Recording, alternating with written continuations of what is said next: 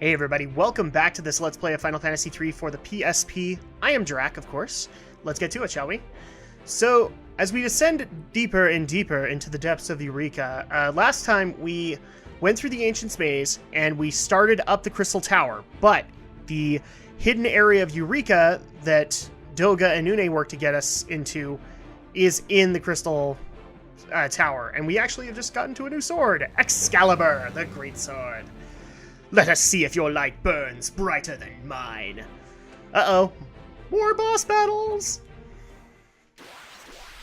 So yes, we are in Eureka trying to get the final weapons, and yep. That looks like somebody I think would wield it.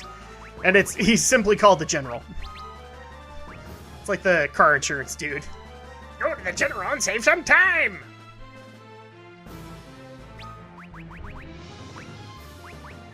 So we're setting up our first round here.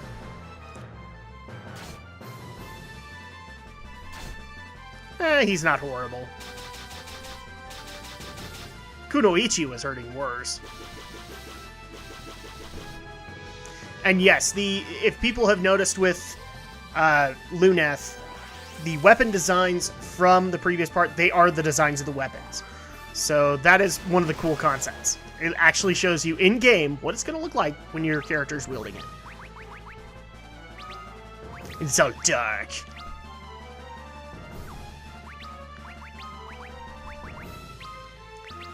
Okay, round 2 is set up. And another 8,000 from Ingus. Luneth with another 8,100. This guy is not going to last long.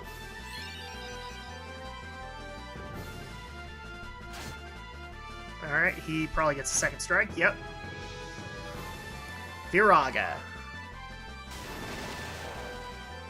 Is this game? Is this game? Yes! It's game! Excalibur is ours.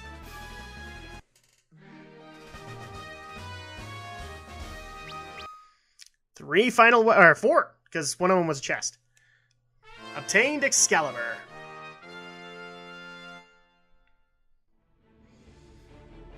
Alright, and I believe Luneth can use Excalibur. Can he? No, he cannot. That is kind of sad. Would have been cool to have a really dark blade and then a light blade. Double or nothing, it's probably for knights. Or warriors. Okay, deeper we go.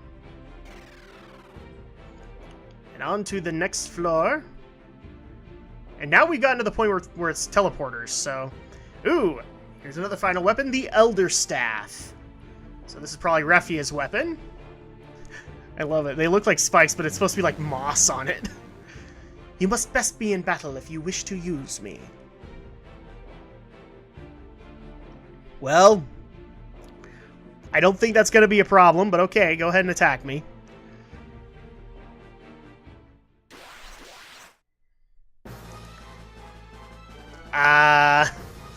Wow. That's an interesting design for Scylla.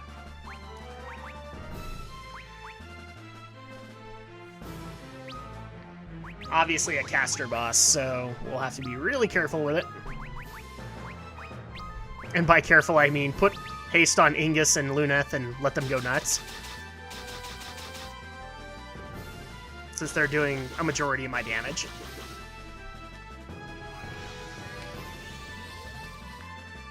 Okay, haste is up on Ingus. And flare from her. Ow. Oh, instant death.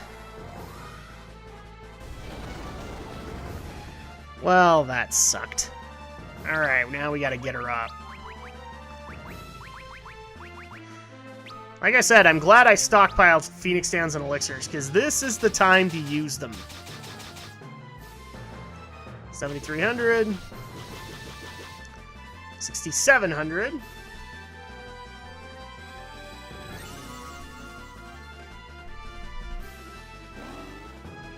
Ondaga. That's not bad.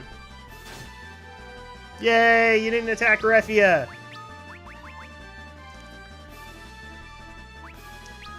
Okay, Firaga, let's try that. And Kiraga, because Refu needs to help heal herself. 200 game! Yes! Elder Staff is mine.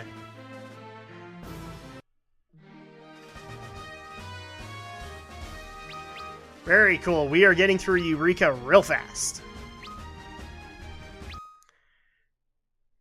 And with that, obtain the Elder Staff.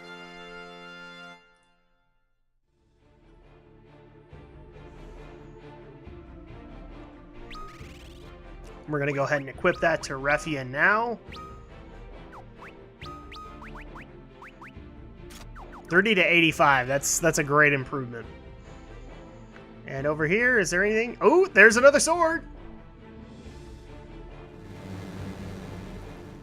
I am Ragnarok, the Demon Blade. Let us test your strength and see if you are worthy.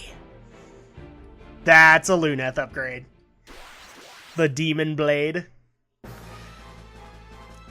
You don't look very demonic, dude. But alright, we'll take you on. Oh, Guardian. You must never unseal Ragnarok. I swear, I love some of the final weapon choices of names. Ragnarok, Excalibur, Masamune. In the first one, we had Thor's Hammer for White Mage. Love it. Kudos to the...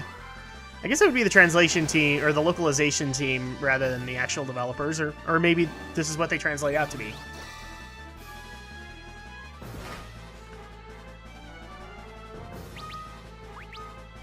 Alright, round 2.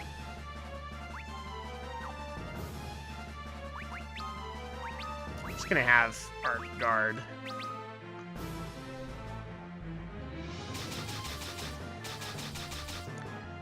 Another 6,400. 6,700. Ooh. Tornado. Oh, I hope this doesn't do what I think it does. Oh, good. Miss. I don't have to worry about it.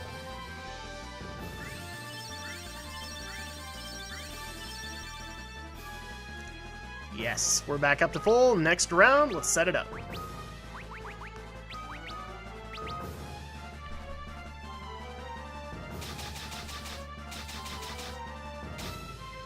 $8,000, and that's game! Ragnarok is ours.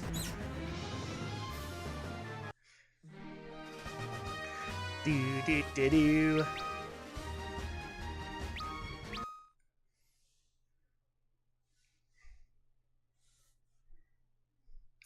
Excellent. The light is strong within you. I deem you worthy.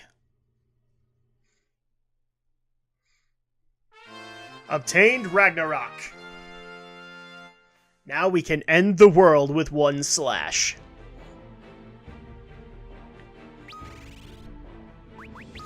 And this is definitely going over to Luneth.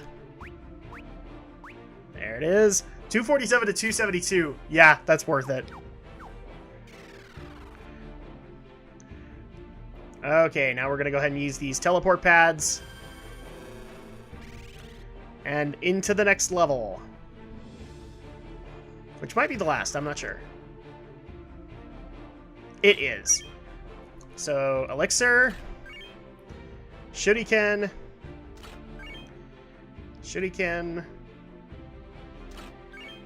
And Elixir. So people might wonder why there are people down here. These are actually magic vendors. So if there are final spells that you have not collected, you can get them here. Including the final summons. I actually didn't have to go and fight Bahamut. I could have actually just waited until Eureka to come and get him.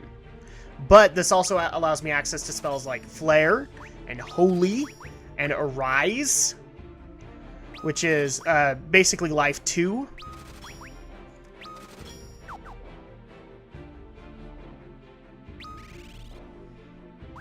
We're just going to go ahead and equip them right away, because I want to get final spells up on my characters. Now people have to endure with me going through my huge inventory. There we go. That goes to Arc. Meteor goes to Arc. Arise to Refia. Tornado to Refia. And then Holy to Refia.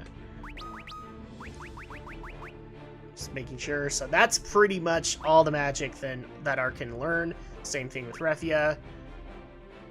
But again, if I'd actually waited until coming here without the final summons, I actually could purchase them. So a fun little fact if people want to actually try this out. There also is some armor and a couple of other final weapons like the Apollo Harp if you have a Bard. But not really all that worth it, especially for how expensive they are. And in some cases, we'll be able to get them along the trip to the Crystal Tower. Or through it. But we're just getting it playing safe. It's one of those things that makes me kind of sad. I can't put it on Arc and Refia and increase their defense. But oh well. And then let me see if I actually go to the summon vendor. I think I do. Yep, here he is. And there you go. Odin, Leviathan, and Bahamut. You can purchase them. They're horrendously expensive. I would just recommend getting them early on. That way you have them. That's my point of view on the matter, though. Alright, and with that, this is actually the bottom of Eureka, so there really isn't anything else we can do here.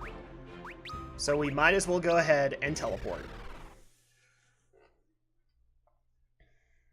But now that Eureka is done, we can scale the Crystal Tower. After we do things like save and whatnot. I did not go for a grinding break this time around because I'm actually right where I want to be. And grinding would take a little too long. So back into the Crystal Tower we go. I think at this point I was just trying to get a save going and get a proper transition for you guys.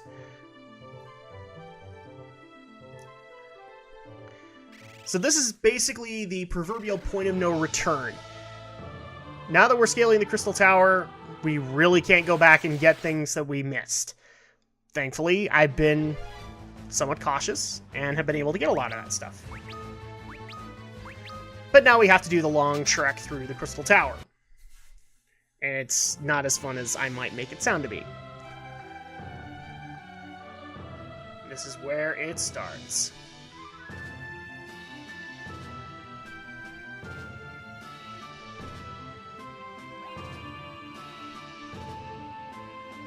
Hey, what?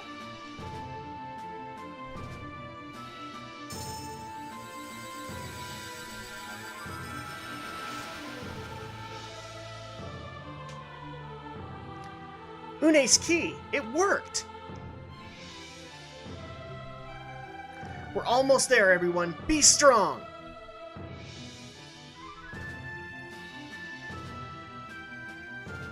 And here we go. We're starting up the Crystal Tower. And I'm not going to lie, this is kind of a long slog, so we're going to make it work as best we can. While we are making our way, I'm going to go ahead and keep discussing some of the games that I've been able to play, because people do want to hear back from me. Today, Dragon Quest fans, I have some good news for you. I finally got back into Dragon Quest 3. I had a bit of grinding to do, so I didn't get a whole lot done, but I did get to the point where you have to go get the crown for the King of Ramali. And so I did go to Champagne Tower and collect the crown from Kandar, and then came back, and you may have to indulge me a little bit, guys, but I loved what happened next, where since you collected the crown, the king gives you a shot to be king. And who is not going to take that option? So I did, and you can do nothing. All you can do is wait for adventurers to come, and you can read their experience. I thought that was a wonderful thing for Enix to do. That was hilarious. Especially when you talk, if you Because you can go back to the king and say, I don't want to be king anymore. He's like, okay, I'll go back, I guess. And then if you go talk to his chamberlain right next to him, he's like, oh, don't worry, that happens all the time. He just hands his crown out to everybody he sees? Seriously, no wonder Kandar took the thing. I just thought that was a really interesting mechanic to add into a game. So kudos, Enix, kudos. I like it. But yeah, that's about as far as I got. I'm right now, I think, going up to the village of No Annuals, which is all asleep.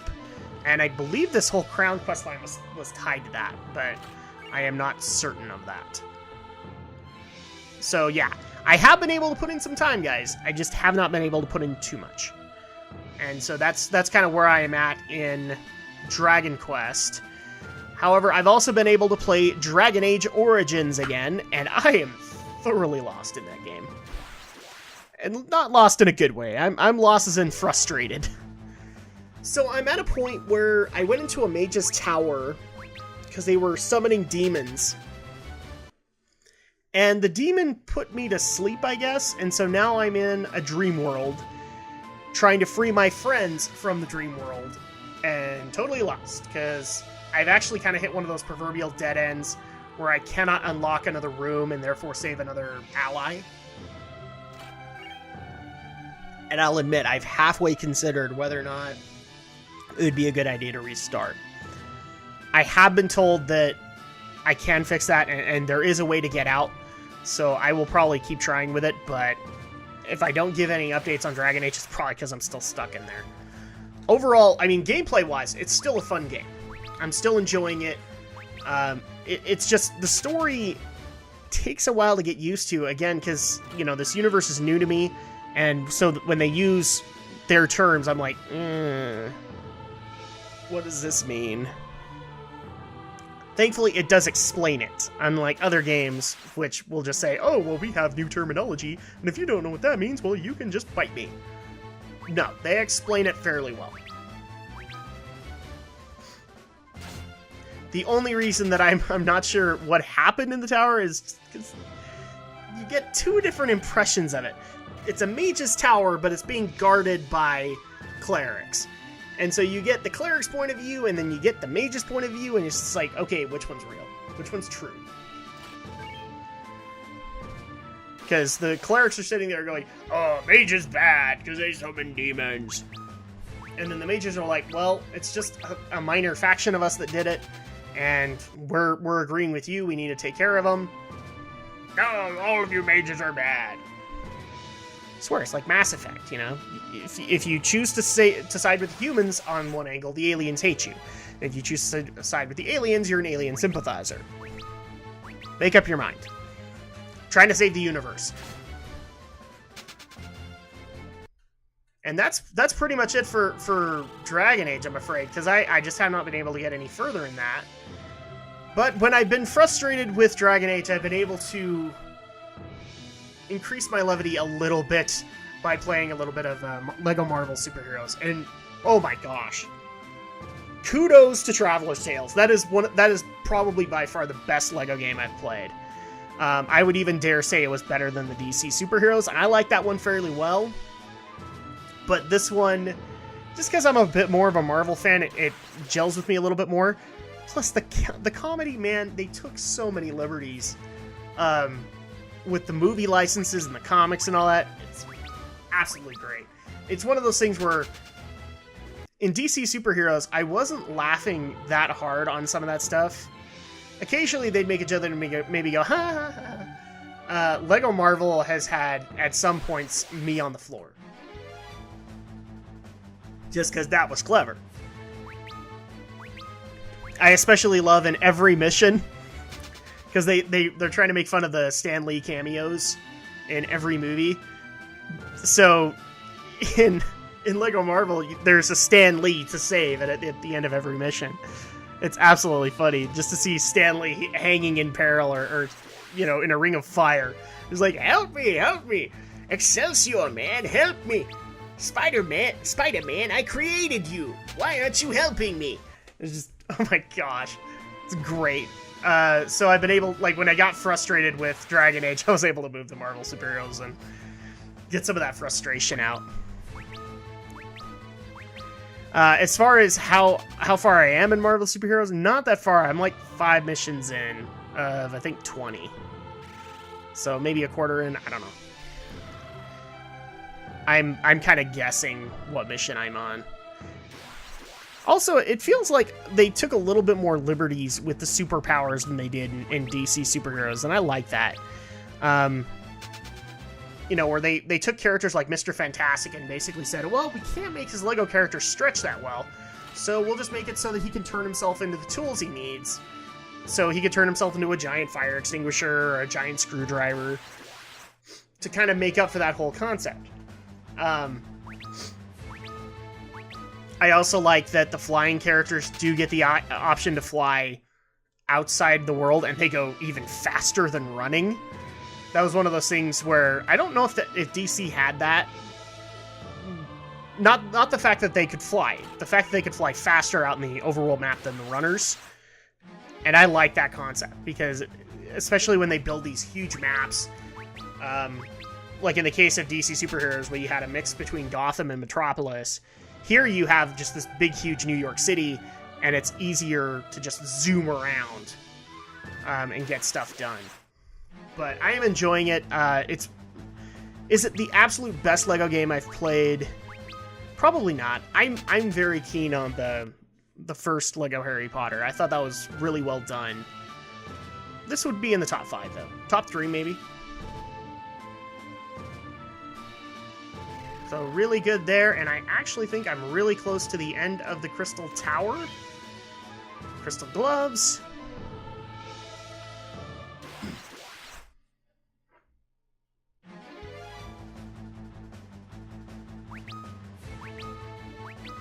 And as you can see, we're getting reused assets from Eureka to increase the difficulty here. Yeah, I'm just making sure to collect all the chests I can.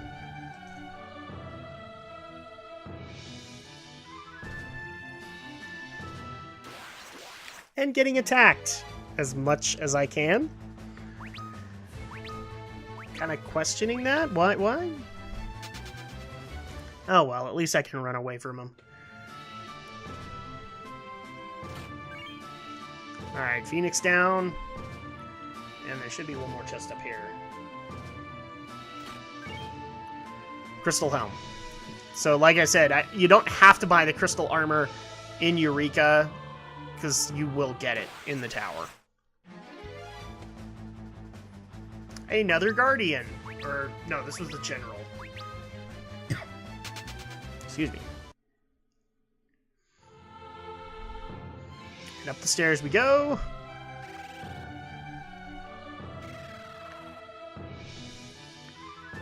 Yes. So this is the top of the Crystal Tower. We have one more door, then sand.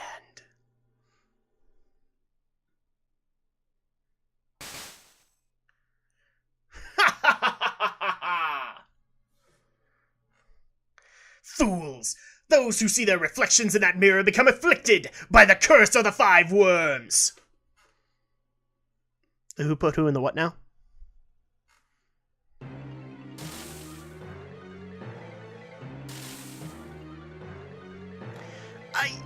I can't move! Oh, it's a paralysis thing. Okay.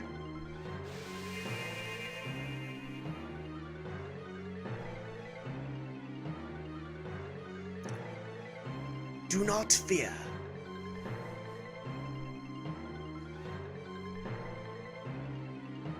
Doga? Is that you?